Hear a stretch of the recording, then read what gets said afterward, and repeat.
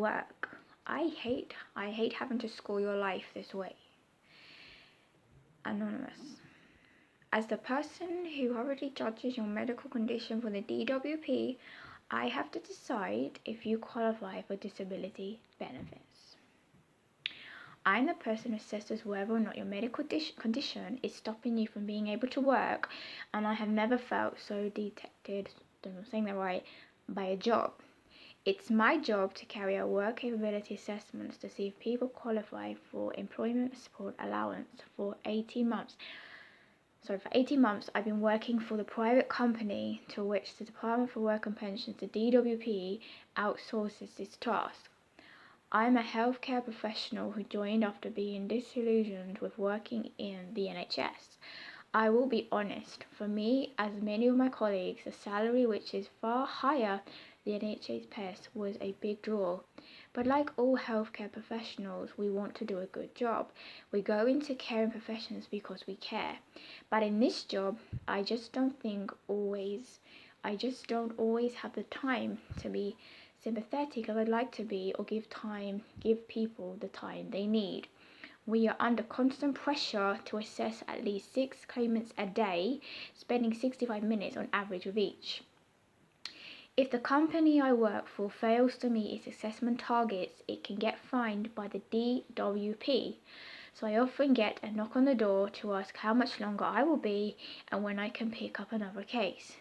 The ESA is a type of benefit, and the people who walk into my assessment room are often very anxious, scared, angry, pessimistic, or I don't know that word, sorry. Many have lost faith in the system and feel the government is abandoning them.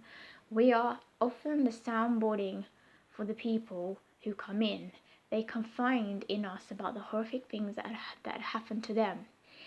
About 80% of the people we see have mental health issues. I have assessed clients who were actually psychotic in a manic bipolar phase, or severely depressed to the point where they couldn't speak and the family member had to do the talking for them.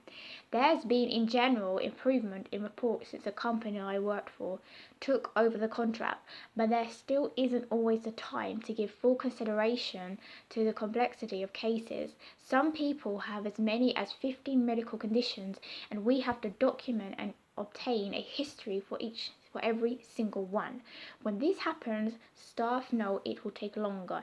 It can lead to us rushing and missing things because we are so concerned about not seeing enough people during the day. It is relentless.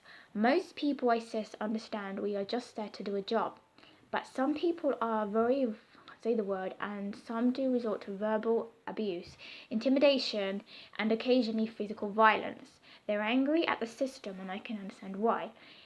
As the face of the system, I am the one who bears the brunt of their, I don't want to say that word, sorry. We all try to, Jesus Christ, end these bloody words, who come in as best as we can, but sometimes we just can't. I have had to abandon cases, and there has been countless times where the emergency services have been called. Sometimes I feel genuinely scared. As we don't just make the ultimate decision, we never find out what's happening in the end. When someone asks how they have done, it can be very difficult. I'm not allowed to tell them anything, but I know that if they've scored them little or no points, they will most likely lose their benefit and be expected to hunt for a job. It makes me feel so dishonest, and I imagine their face when they hit that letter or phone call, or in my case, little journal. Couldn't be bothered to send me a bloody letter, delivering the bad news. It is most difficult when the ones who are trying their best to get by but just aren't deemed bad enough to qualify for any support.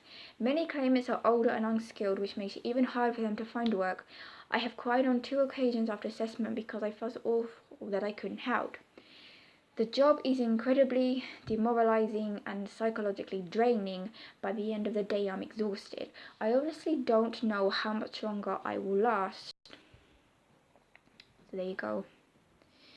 This is an article by a lady that actually used to work on the DWP in the health assessment for that bloody company.